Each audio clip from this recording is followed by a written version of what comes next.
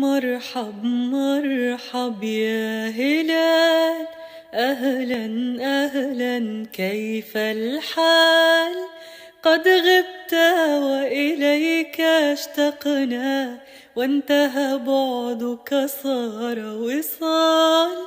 نعطي صبرا نأخذ أجرا، والله يرانا ويسمعنا.